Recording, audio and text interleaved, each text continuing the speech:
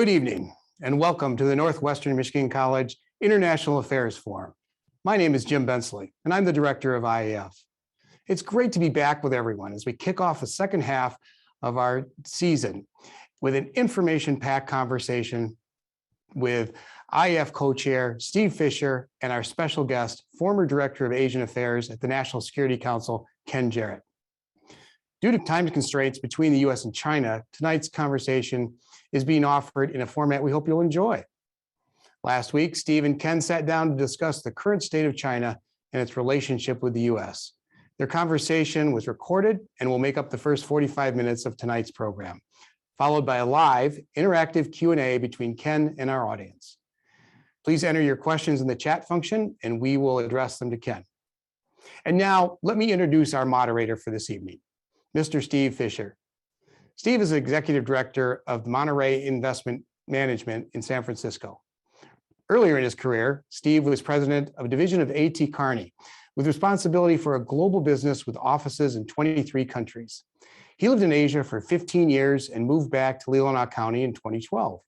Steve served as a trustee of the Institute of International Education and the administrator of the Fulbright Fellowship Program for 6 years. He also served as president of the American Club of Hong Kong in 1997, the year of Hong Kong's return to China. Steve was also a member of the American Chamber of Commerce in both Hong Kong and Shanghai.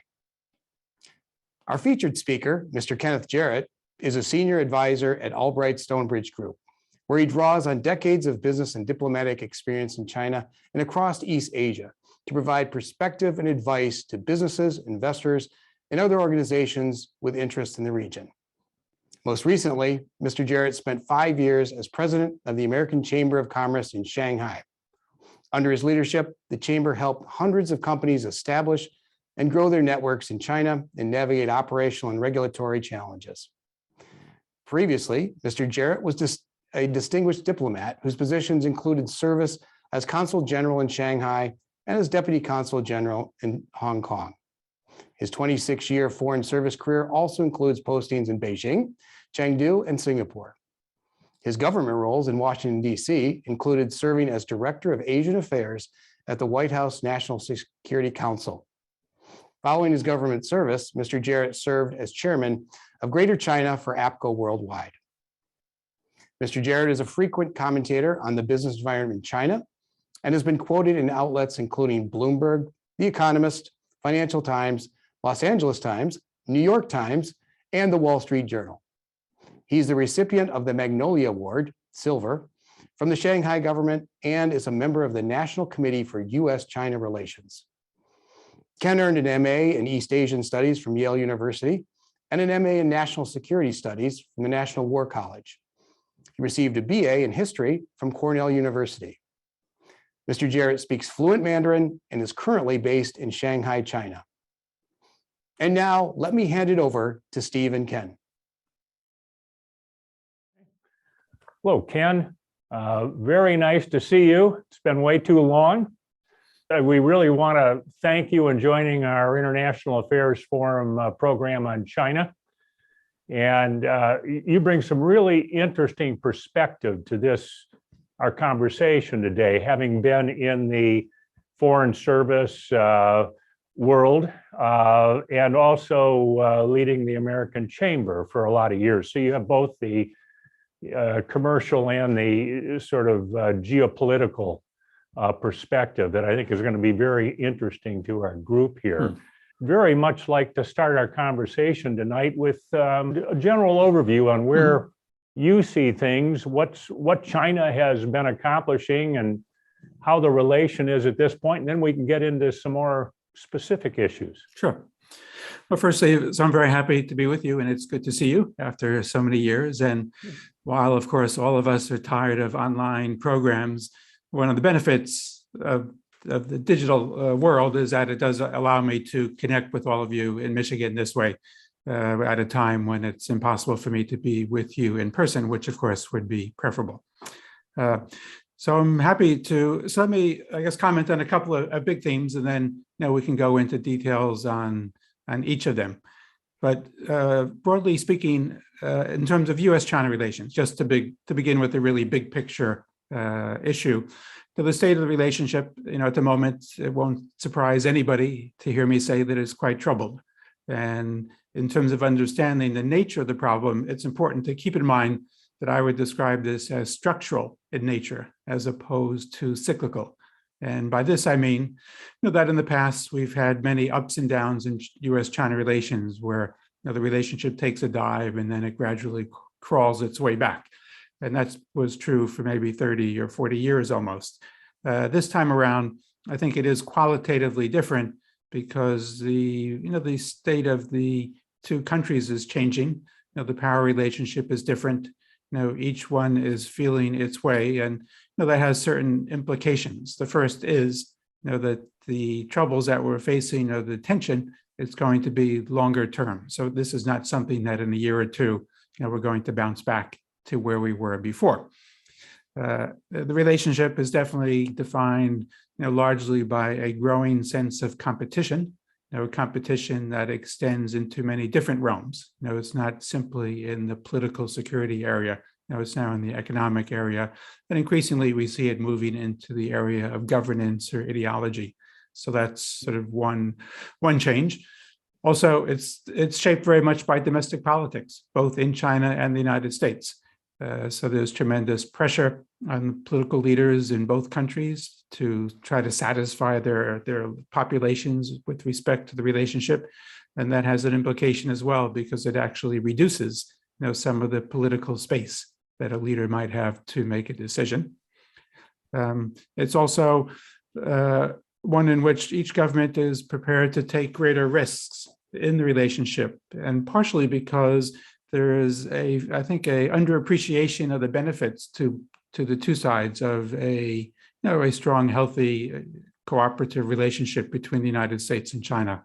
If both governments and the peoples in each country somehow feel that the relationship is very adversarial and there's nothing to be gained from working together, then there's less incentive, frankly, to work together. So I would say that in the last couple of years, you almost get the feeling that both in Washington, D.C. or in Beijing, that the political establishments feel that the less they have to do with the other side is fine with them.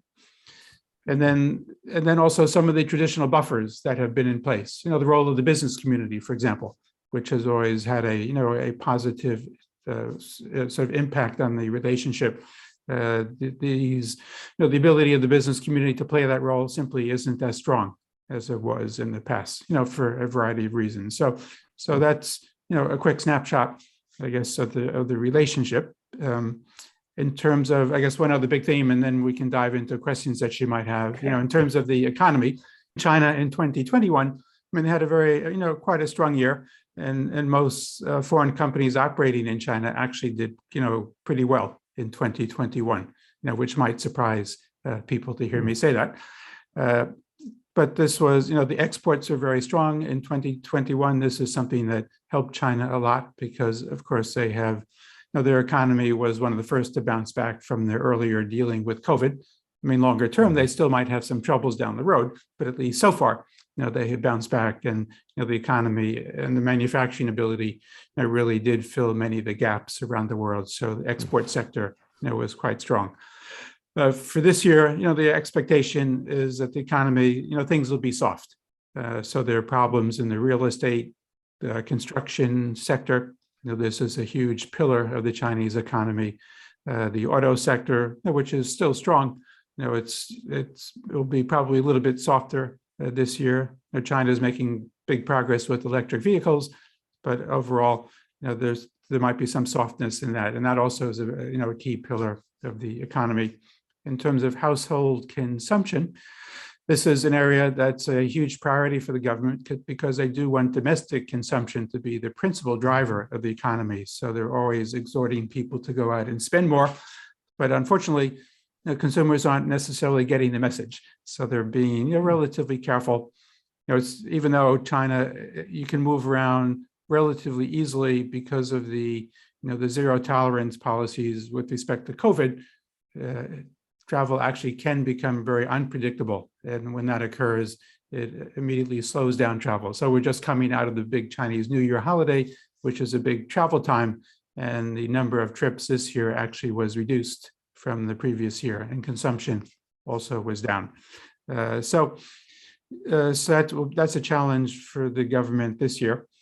But for foreign companies, particularly, the bigger multinationals and American companies in particular, I would say that, last year was quite good. This year, companies are, they're tempering their expectations a bit, but the vast majority actually are profitable. It's a very well surveyed group because all of the business chambers conduct surveys, and the survey data for years has showed that, the vast majority of US companies are profitable. In the most recent AmCham Shanghai survey, which came out in September, the figure was either 78 or 79%, were profitable. And, similar level of optimism in terms of a 5-year outlook, which was actually a 20% jump over the previous year. So for the companies that are here in general, so this is a broad statement because, you really have to get into the detail of particular industries, and it's possible to identify particular industries where there's severe challenges. But overall, I would say that, the American business community has actually been doing pretty well, despite all of the challenges that exist operating in China. It's interesting. You don't hear that much about that in the press, in the media here at this point. They're more geopolitical focuses. Right. And I think maybe it'd be good to focus on economic issues for a few minutes, business issues for American companies. Part of our audience here is very involved in that. And, I've heard, and maybe you can verify that, for instance, General Motors sells more cars in China than they do in the US. Is that true? Right. So I actually have the number for you. So last year they sold 2.9 million cars in China and only 2.2 in the United States. So for GM, it's not the first year that they sold more in China than in the United States. It's actually for a couple of years running, this has been the case. And in the case of Tesla, because I noticed actually their sales figures for last year just came out, their China revenue was close to $14 billion. Now, I don't know if, so I don't think that they're selling more cars in China than in the United States. They manufacture here in Shanghai. It's just, and for Apple, of course, China is both an important place for sourcing because the assembly takes place in China, but it's also a huge market as well. So if you were to, let's say, look 15 years ago at the list of US companies that had sales over $1 billion in China, it would be a relatively short list. But today, I would guess that the list, it's probably approaches 100 companies. It would be a very large number. It's actually large enough that it's almost difficult, to put it together. So for many companies, China has become, the second largest market for them. Second, in most cases, second to the United States. So that's why, companies are, they're pretty determined to stay in this market, and despite all of the political frictions between the two countries. Yeah, it's interesting. Oftentimes here you get the impression that really what we've done is put our supply chain over there and taken American jobs away. And my impression is that's probably not, maybe there's a little bit of accuracy in that, but for the large part, it is companies manufacturing, our American companies manufacturing in China to sell in China, as well as sourcing some components and shipping them back to the US. Like Apple, I think, really assembles in China, whereas a lot of the components come from other places. Right. Is that accurate? Right. So it's gone through phases. It's true, the big explosion of US investment in China was after China joined the WTO in 2001. And in the early years, so there was, a fair amount of manufacturing in China and using that as a platform for export around the world, because Chinese consumers really weren't at the stage where they were looking to buy a lot of stuff. And then over time, it's true to your point that, and this also is borne out by countless AmCham surveys, that for US companies, operating in China, they're largely selling to Chinese consumers. So it's not that they're using China as an export platform to send back to the United States. Now, did this take away some jobs from the United States? So absolutely yes, because in some cases, maybe the products had been made in the United States before, but there's certainly some products where it would never have been cost effective to make in the United States and ship to China. And so to get into the, I guess, the job attrition aspect of this, it gets really complicated, but and it has been looked at by a number of scholars, and it has hit particular industries harder, and it happened very quickly. So part of the reason why this was very painful for many workers in the United States, and again, the numbers that are most often used are 2 to 3 million in terms of the actual impact, which in a country the size of the United States, so it's a small percentage, but of course the impact on those people was quite severe. And then the question becomes, what could the U.S. government have done to help, with retraining and to find alternative sources of employment? Yeah, and there's a little bit of a connotation sometimes when people think of jobs being taken by China, that China stole the jobs. The reality is that American companies made decisions to source there to reduce costs, which has a benefit to American consumers conceptually. So it's as in many things, there's a tendency to oversimplify issues. Right. Also a benefit to the companies. Here, we're touching on the issue of attitudes toward globalization are changing, because as companies were moving manufacturing to China, they were doing so because they were told to reduce costs, and they could reduce those costs by moving to China. And they were told to be as cost efficient as possible and to maximize shareholder value and all those things. And that was what was driving it. But this did, it did come with a certain human cost. So now, there's a lot of second thinking about globalization. Part of it is geostrategic. Part of it is because of COVID and the realization that actually there is also a national security interest in having some parts of the supply chain at home. And you don't want to be overly dependent on any one location, particularly if you have a tense relationship with that government.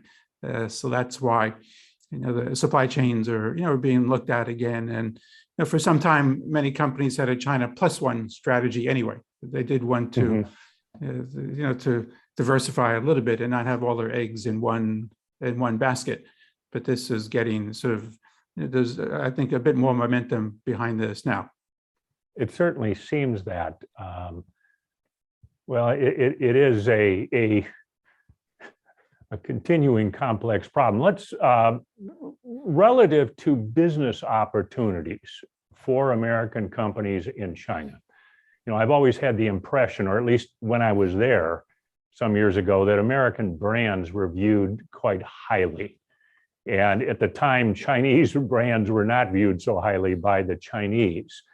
Has that changed? And is there a continuing, equally positive business opportunity for American companies in China? And given the sort of current tension, which we'll get into later on the geopolitical side, has it become more difficult for American companies to do business there? Okay, so several parts to that question. Yes. So I'll do my best to remember. So first, just on the attractiveness of foreign brands. So I would say it is still a fair statement that foreign brands have a good reputation for better quality, for safety, and they tend to be attractive to consumers. And there's a branding dimension of this as well. But it's also true that Chinese brands are coming on very strong, and the gap between the two is not what it was before. And again, this will vary a little bit. So I would say, Italian or French or Swiss luxury brands, these, they remain far ahead of Chinese. There really isn't an equivalent sort of luxury brand industry. But whether it's clothing or other things, even if, big US brands are quite popular, but they're Chinese brands that are also quite good. And as China has become sort of more nationalistic, there is actually an effort on the part of some consumers to support a local brand, if possible.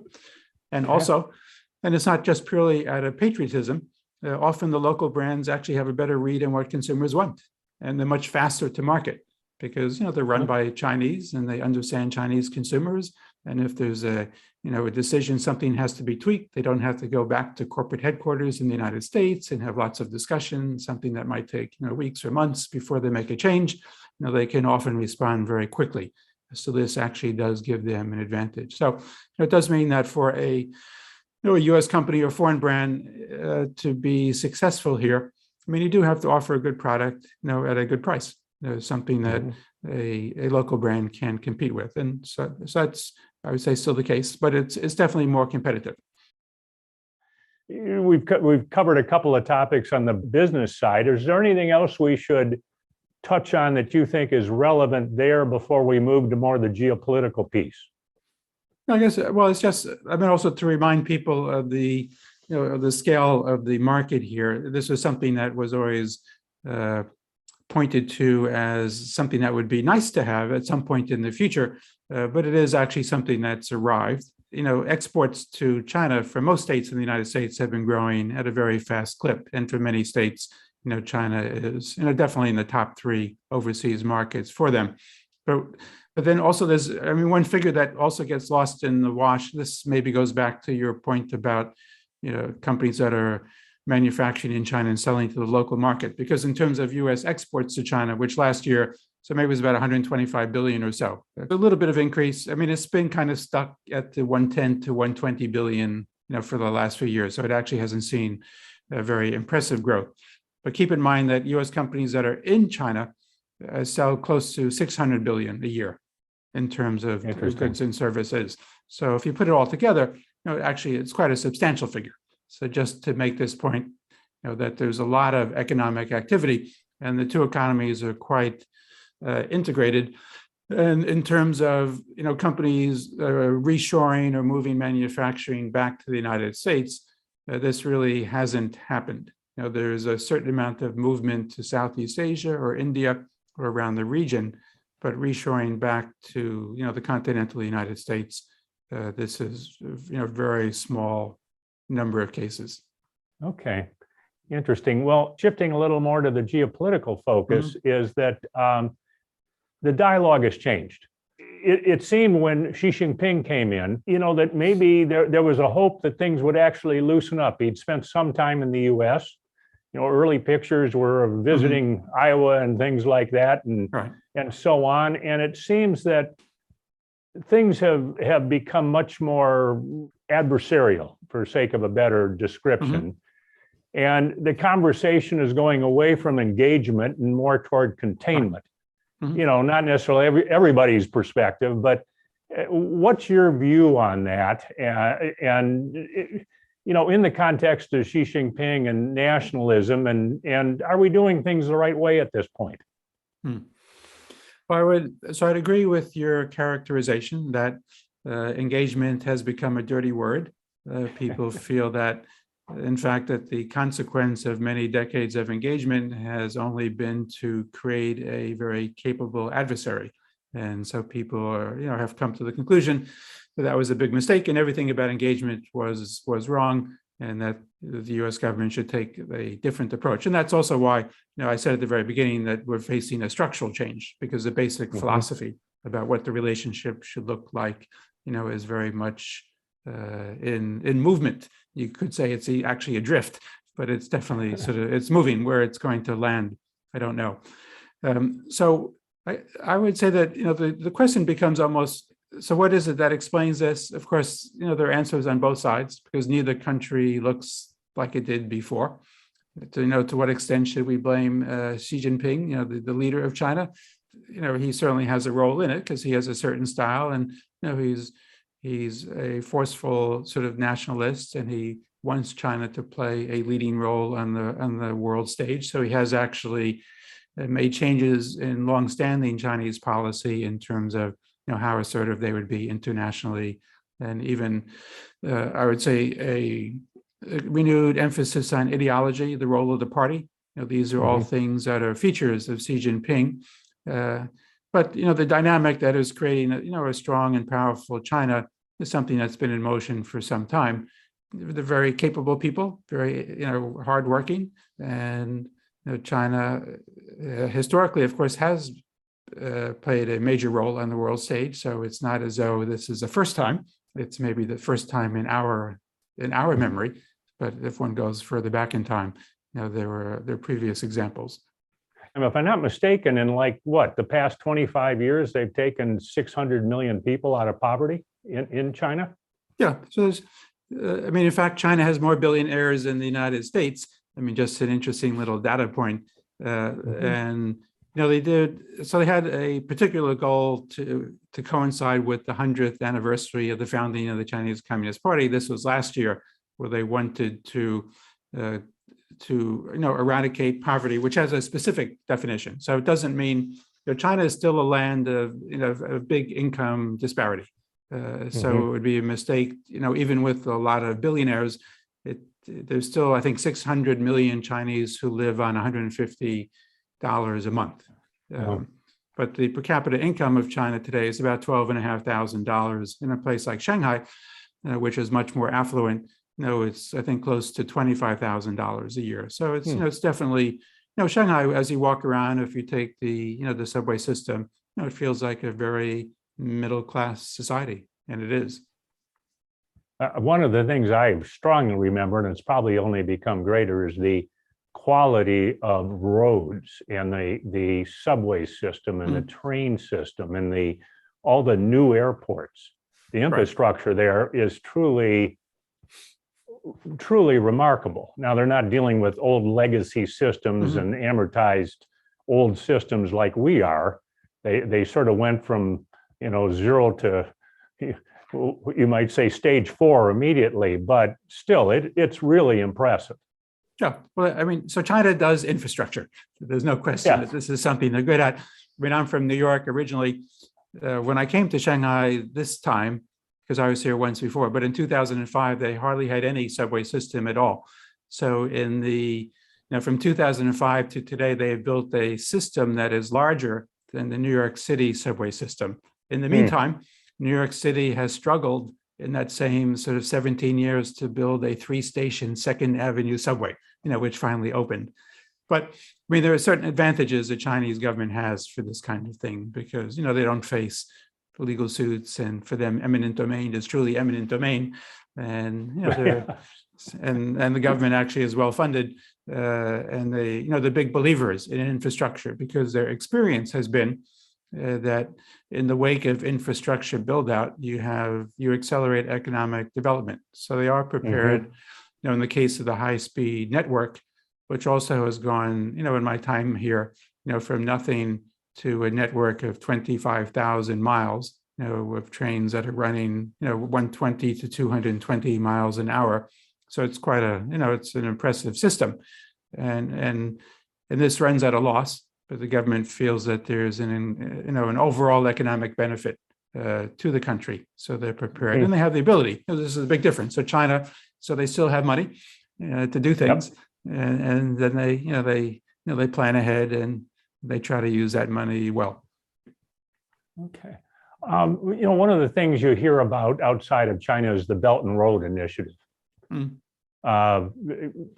China reaching out globally for various reasons. Some think it's for control. You hear various reports as to how successful it's been, what it's done to local companies or countries. Have there been debt traps? But it's probably a mixed bag. What is your view of Belt and Road and where they're going with that and their strategic intent? Yeah. So when it was first introduced, because it's been around now for a number of years, so there was, it is a signature policy of Xi Jinping, the president, and this is an example of China having a more assertive foreign policy. Also an example of China, in a sense, challenging governance systems that were set up by the United States in the post-World War II era. Because in addition to Belt and Road, you had the Asia Infrastructure Investment Bank, which was introduced during the, near the end of the Obama administration, and the U.S., decided it would stay away from that. So all of these, it's both politics and economics. Belt and Road Initiative, whether it's related, there's a lot of focus on, Pakistan, Southeast Asia, Africa, a bit the Middle East, and it's Central Asia. When it was first introduced, it was viewed as an effort to secure energy supplies, but it's actually grown beyond that. But the government actually is much more low-key about it. I mean, so maybe this is just being pragmatic because they know that it's attracted a lot of anxiety sort of in the West, but also it actually hasn't been all that popular among Chinese people. I mean, this is an interesting phenomenon because there've been a lot of questions from Chinese citizens about why the government is spending money overseas when they still have so many significant problems at home, which is something that would be a familiar kind of argument among many Americans, right? So maybe people just behave the same everywhere is one conclusion we can take from that. I think there's just not as much energy behind it as there used to be. It's true when it was announced, there are all types of funds that were set up, and there's a digital digital road initiative as well. But these days, it's been relatively quiet, and it doesn't mean that behind the scenes a lot is going on. I think there's actually less going on, but it is attached to to President Xi, and I think it was even incorporated into the Constitution, or a key document from either a party Congress or the National People's Congress. So it's not going to go away. Whether it's exploiting third world countries, there are not so many examples of that. The one that is often mentioned is a port in Sri Lanka that had defaulted on its loan, and then sort of China took the port. So you'd really have to get into the details of all of these before jumping to a conclusion that it's kind of a debt trap for countries. One of the things you hear at times is that China has a more strategic approach to the world than perhaps the US. And I'd be interested in your view of that. But, we go through political shifts every 2 to 4 years. Democracy, well, I think it's the best form of government. It's a bit messy. What do you feel about their strategic approach versus ours? What have we done right? What are they doing right? Where have we maybe both made some mistakes? Well, I mean, I would say that the main difference is they have the luxury of thinking long term, for the reason that you mentioned. There isn't, at least so far, there isn't really a threat to the control that the Communist Party has over government. And in the case of the current leader, Xi Jinping, he's coming on the end of 10 years in office, and it looks like he's going to get at least another 5 and maybe more after that. So if you have that long a tenure, you actually have the ability to think long term. And all of China, their economic planning, whether this is the old Soviet heritage or whatever, they've always had 5-year plans. For many years, China was run by engineers. You could maybe argue that engineers just think in a very structured way and they think long term. It's not the only place that does that. I would say, Singapore also is a place that's known for thinking long term.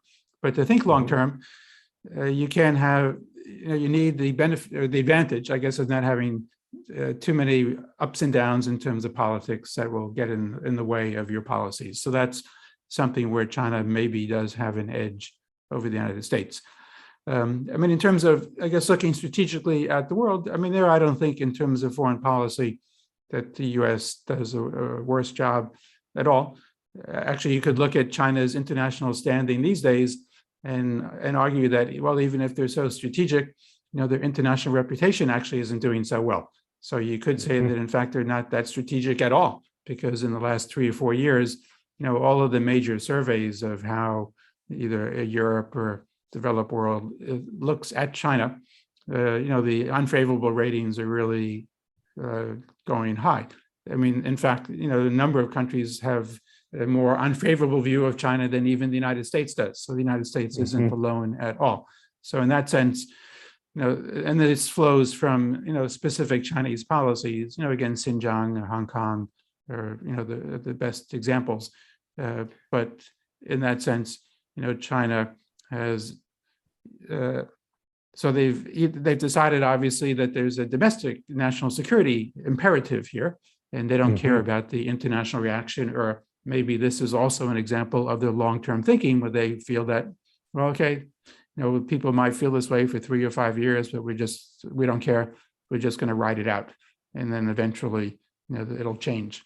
That's an interesting perspective, Ken, because clearly, if they were trying to sell subtly Taiwan and the benefits of, Right. Peacefully joining together, what they're doing in Hong Kong, certainly in Xinjiang and Tibet, wouldn't be, or the South China Sea, really strong selling points. So soft power. So soft power has been a very popular buzzword in China for a number of years.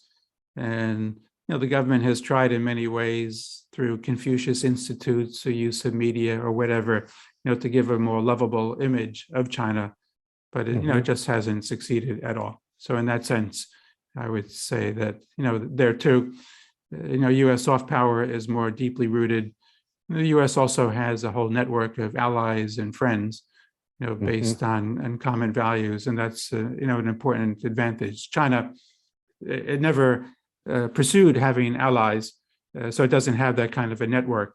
And in terms of what kinds of friends does it have around the world, I would say it's kind of different in nature than the friends that the United States has.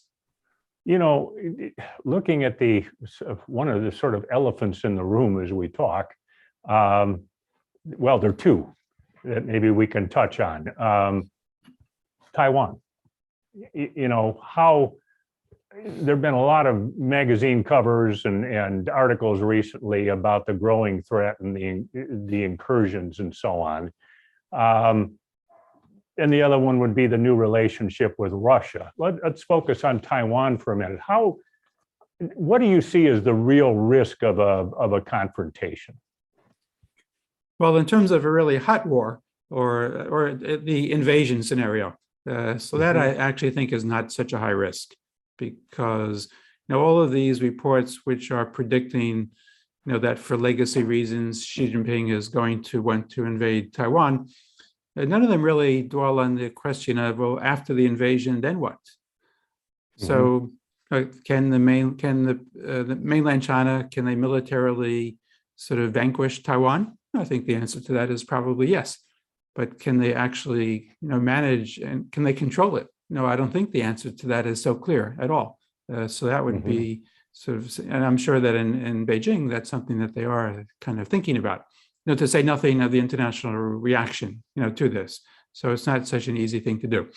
So for me, so I don't think the invasion scenario is that real. I mean, it's true that for mainland China, the issue is, how long do you wait, or what are you waiting for?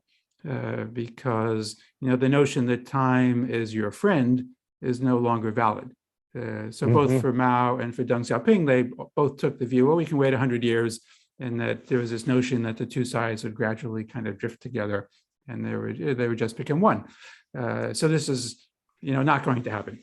And Hong Kong, of course, has, I guess, convinced those in Taiwan, if anyone needed any convincing, that they didn't want to kind of return to the motherland, to use that expression. And they they're just happy the way they're happy with, of course, they would like to be, I mean, they would prefer the status quo. So that's, been the overwhelming view of people on Taiwan. Is it correct, Ken, that my impression, going back to when I was there, that it seemed to loosen up the relationship, more cross-border flow, and now it's going the other way? Is that accurate? So it goes back and forth depending on who's leading in Taiwan and their commitment to a one China principle.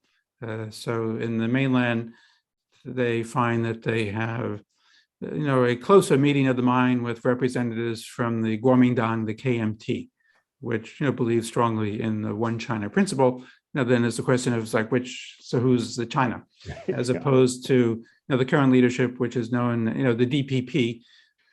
So they don't, so they're not as committed to this, and they don't speak about it so much.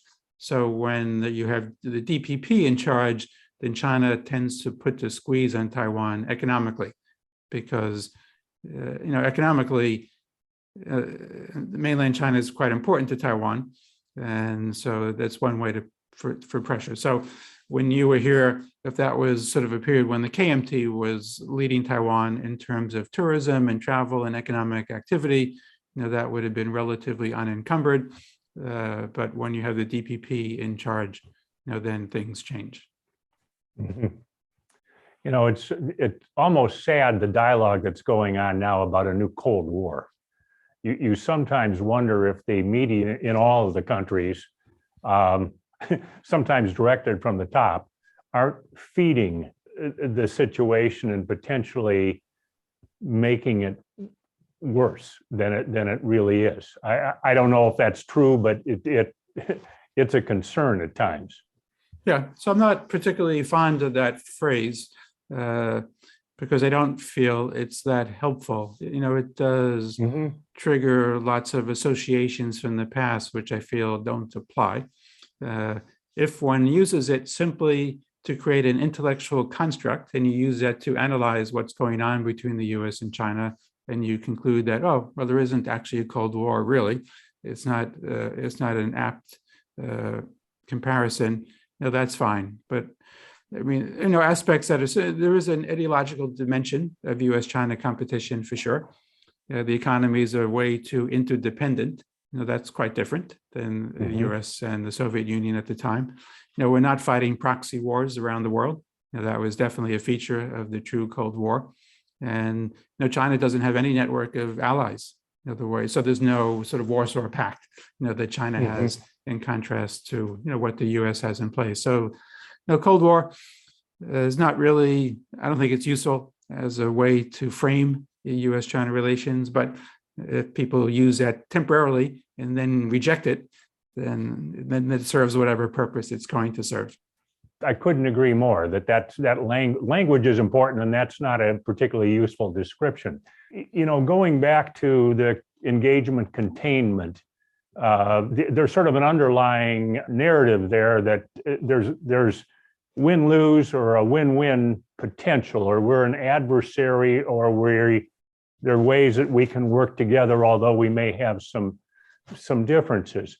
What is your view on win-win things? Where do we have alignment and common interests, and what are some of the areas that, counter to that, we need to be careful about? Yeah. So I think, so I'll give you, it might be a familiar list. So climate change. I mean, the list of alignment would be those issues that the globe faces that cannot be solved unless the US and China work together. So that actually is what, creates a list. So of course, climate change is one. I mean, the US and China are the two largest, emitters. So we have to kind of work together. Otherwise, we'll continue to heat up the situation, literally. So normally global health issues would be one that also, are relatively, nothing is non-political. So we're talking about relatively apolitical.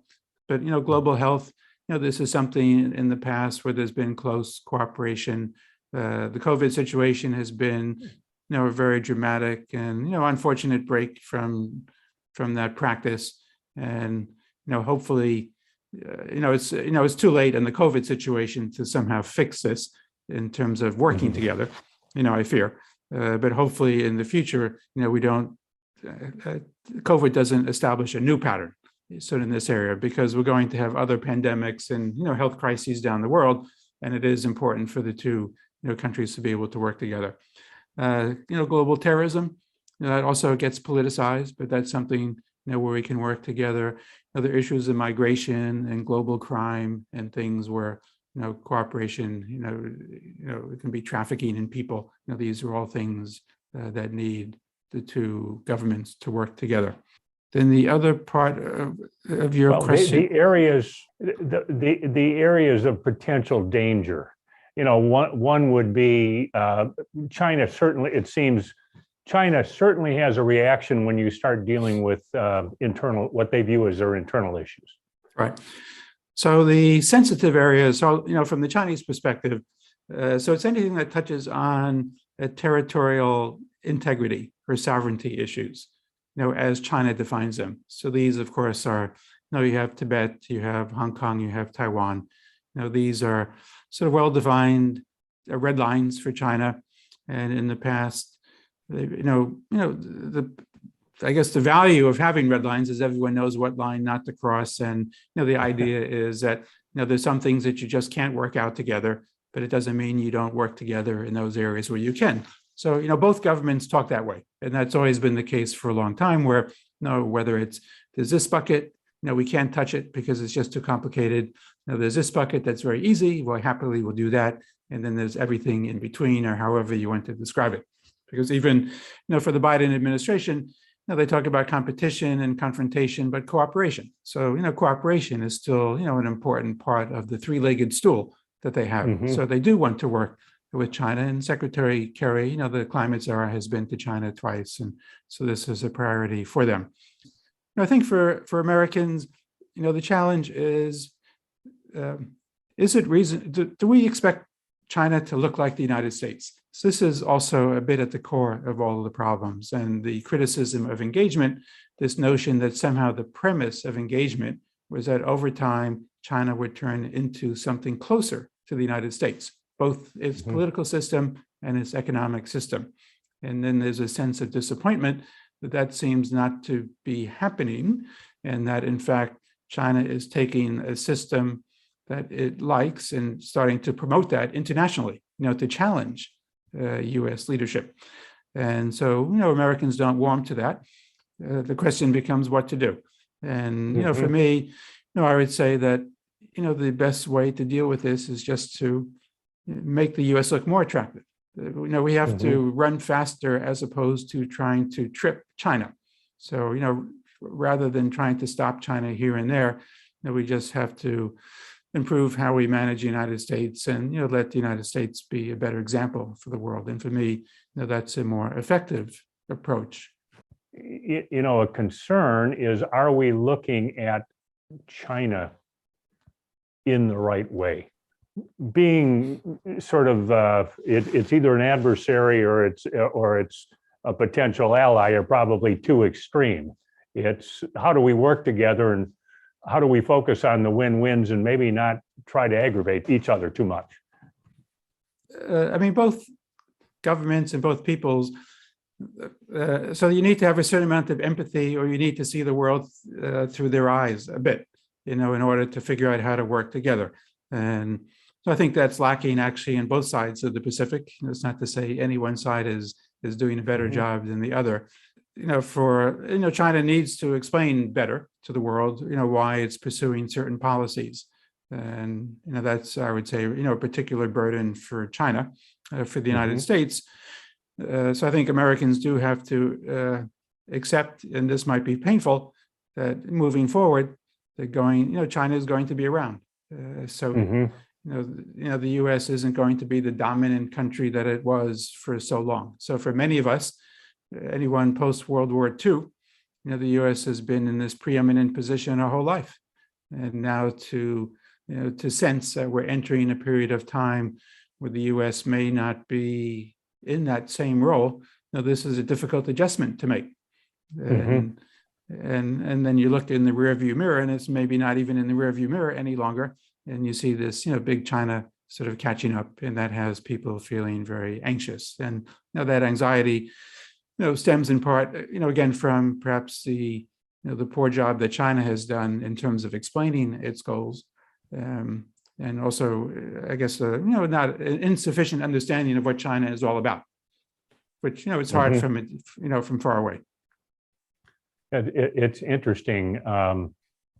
The talk now of the multipolar world, right? That for a while after, go way back, it'd be England, and then the rise of the US and the confrontation with Russia, and now the rise of China. But you've also, the European Union's no small component either. We truly are in more of a multipolar world, and trying at all levels to maintain the position we've maintained is potentially pretty expensive in terms of treasure and life. Right. It's probably not practical for the US to have that expectation, because, it's multipolar. The US still does dominate in terms of military capabilities. That is, a special feature. And then, and I guess in the empathy department, thinking about China, if you consider their economic footprint around the globe, one would have to actually say, well, it's natural for China to want to feel it needs a stronger military to project that power to protect their economic interests. In a sense, as China is doing things today that the US did a long time ago, to protect its economic interests. So, today, China is the largest trading partner for about 128 of the world's 190 trading countries. 10 or 15 years ago, that was the United States. Now, in Asia, I think for every country in Asia, more or less, China is the number one trading partner. So this is a big shift. And so China naturally, they're going to have to protect those economic interests. So I would, much of what they're doing strikes me as sort of predictable. Well, I very much enjoyed our conversation.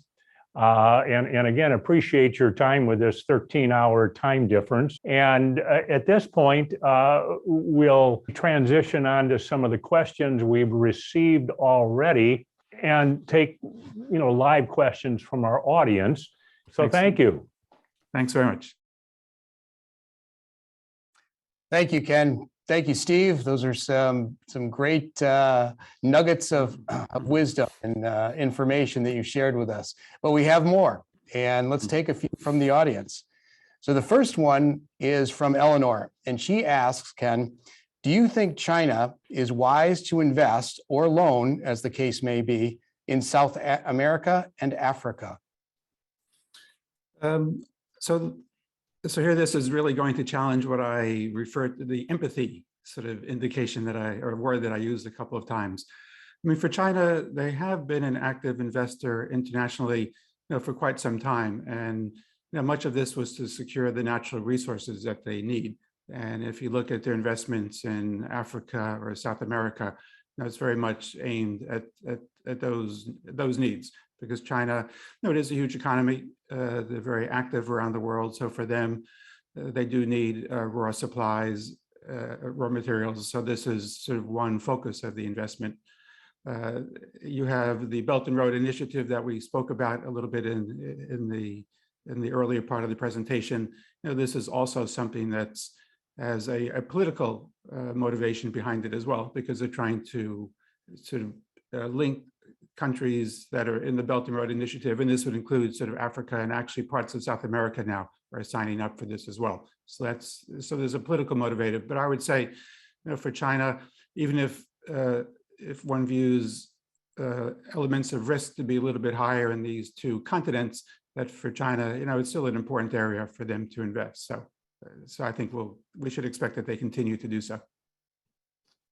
Thank you. The next question, I'm going to combine actually two questions because they have to do with the environment. And Paul says, how high a priority is the CCP really placing on environmental issues? And Ken asks, 20 years ago, I heard a China expert say that the country's lack of clean water was going to be their downfall. What's the status of their water supplies today, and what are the prospects for the future? Right. So two very good questions. The environment, so I would actually rephrase it a little bit and say that it's the Chinese people who are demanding that the government pay more attention to the environment. And you might have remembered a few years ago, the various scenes of air pollution in Beijing, which were at horrific levels, and the the air quality index you had in Beijing, days when it would be over 500, which is a pretty high number. So there has been, particularly from the educated urban middle class, tremendous pressure on the government. So it's a genuine priority. And you see now from the government, they have a couple of targets out there in terms of net zeros. They're going to, in terms of their emissions, they will cap at 2030, and then they plan to get down to net zero by 2060. So they're quite serious about tackling this. And this has a tremendous impact on industry, including foreign companies that are operating in China. Everybody is looking to see what they can do, for those who are in manufacturing, of course, to see what they can do to lower emissions and to become carbon neutral, and there are policies in place to encourage that. So in the first part of the question, definitely the party, is serious about making progress. Water. This is something that many people may not be aware of, but China has a very serious water shortage, particularly in the north. Whether or not this is going to bring about the collapse of the political system, so I'm a little bit skeptical that that would be the case, but it's quite grave. We talked about infrastructure projects earlier. There's a huge infrastructure project to bring water from the south to the north. So this is something that they're doing. But this is, very much on the minds of the government as well, and something that they need to address. Thank you for that. And I believe you touched a little bit on Biden's policies towards China, but here's a question from Michael Moore. Is the Biden administration thinking about Chinese expansion as it fashions a policy towards Russia and the Ukraine? I'm sure they are. I mean, I'm not sort of communicating with them directly, but this would just be my sense. And next week is the 50th anniversary of the Nixon visit and the signing of the Shanghai Communique. And if you think back to what drove that rapprochement, it was all about the Soviet Union and a strategic triangle in which the US and China sort of ganged up on the Soviet Union, to put it in one way. And now some people are saying that the roles are reversed, that we have seen greater amity between Russia and China. Putin was at the opening ceremony of the Olympics, the Winter Olympics. When Xi Jinping came into office, the first place he visited actually was Russia, and the two of them have had many meetings over the years, many more so than between US leaders and Xi Jinping. For the Biden administration, then I'm sure they have their eye on the situation in Ukraine and are thinking about what China's takeaway might be from the US reaction. And this is often put in the Taiwan context, because there is a speculation out there that China is going, might seize the opportunity to do something with respect to Taiwan if the Russians act against Ukraine, or at the very least, if there's some military operation in the Ukraine and China senses that the US didn't really respond very forcefully, that this might embolden them to do something in Taiwan. So I'm sure, so there's definitely a dynamic there. Great. I'm going to throw the next question back to Steve. Steve, do you have a question you want to pose to Ken post-interview? Yeah. Should we, you just touched on the Russian point, which I realized we didn't really cover in our conversation. Another issue is the human rights in China. And we give that a fair amount of press here in the United States. Doesn't seem to do much in China. Any suggestions on how we can actively address that going forward? Well, the best way, so I would argue that you want to try to take human rights issues out of a bilateral context between just the United States and China, because that, in a sense, serves to politicize it and reduces the likelihood that you'll have positive results. So it would be better to try to do this. If the US has objectives or concerns about human rights conditions in China, they should be pursued in a multilateral context as much as possible. So what does this mean? Because it might sound a little bit abstract. When the US, together with other like-minded countries, should point to various international conventions that China has signed up to. They can remind China of its commitments under the UN Charter and various obligations it has there. There are mechanisms even within the UN system where you can bring attention to conditions. This is how the situation in Xinjiang first really came to the world's attention through hearings, so within a UN framework. These, I would argue, would be better ways than to employ bilateral sanctions or actions just on the part of the United States, because even within the Chinese public, if you're trying to win some support from them for issues that the United States is trying to address, it becomes easier. The public would look at the United States, or there's a certain sensitivity of the public here when the US goes on sort of a human rights attack. And if you want to address that, it's better to do so in a way where it doesn't look as though the US is just going after China on its own, particularly if, as you know, the government is very quick to remind the Chinese people, the U.S. has human problems in its society as well. So you get into this whataboutism problem where every time the U.S. will raise something about China, then China will say, well, what about you? You have this problem. And so that it becomes a very kind of not very fruitful enterprise. One more quick question that's come in on Russia. What would you speculate would be China's reaction if Russia actually goes into Ukraine, in the UN, for instance?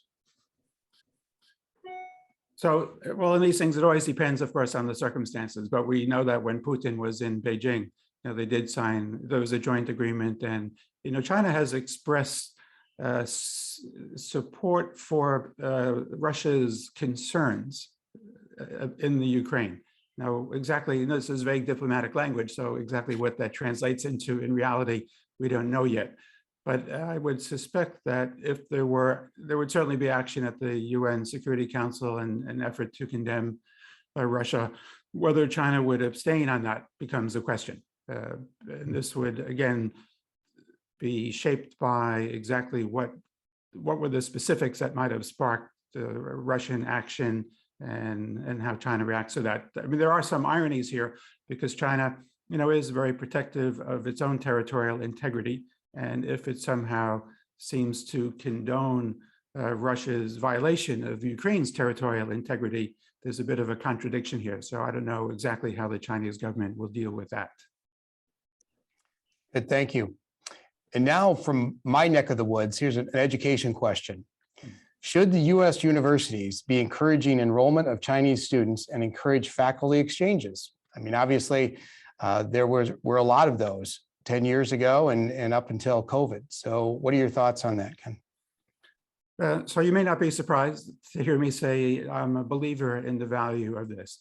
And I would also argue that you can do this and still protect whatever legitimate national security concerns that the United States has. At the moment, there are about 350,000 Chinese students in the United States.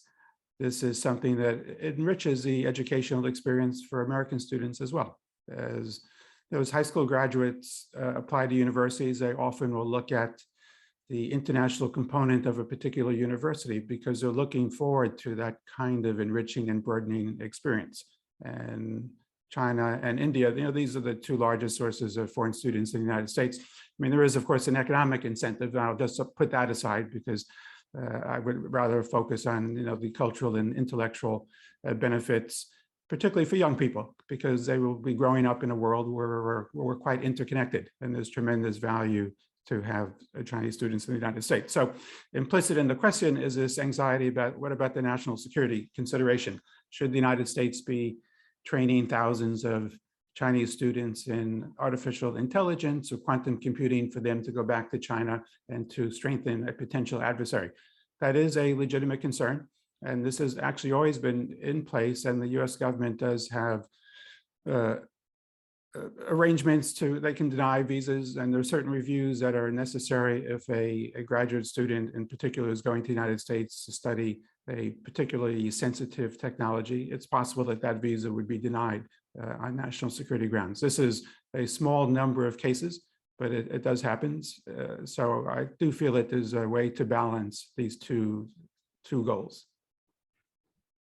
Thank you. And I tend to agree with you on that. We've had a lot of Chinese students that have attended Northwestern Michigan College, and it's always been a great benefit to our students to interact with them and understand their culture. Next question is from Karen Siegel. She asks, Toyota, Kia, Hyundai have captured large parts of the US automaker. Why haven't we seen any Chinese auto manufacturers here?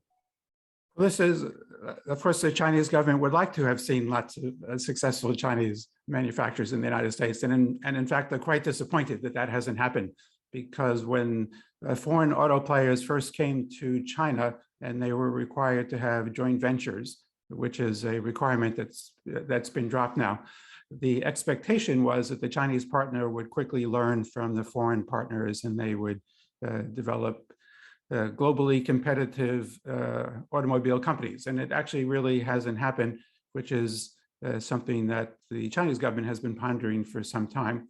but it does show, in fact, for some industries, it's quite hard. U.S. auto manufacturers, and you're in Michigan, so you know this much better than I do, have decades and decades of tremendous experience, and they're quite competitive, and the same with Japanese and Europeans as well. At the moment, so we are seeing, so Geely is one automaker that's kind of on the move. They had purchased Volvo, so you may not realize that Volvo is actually a Chinese car, even though they've maintained, the Volvo brand, and the Swedish heritage is very much there.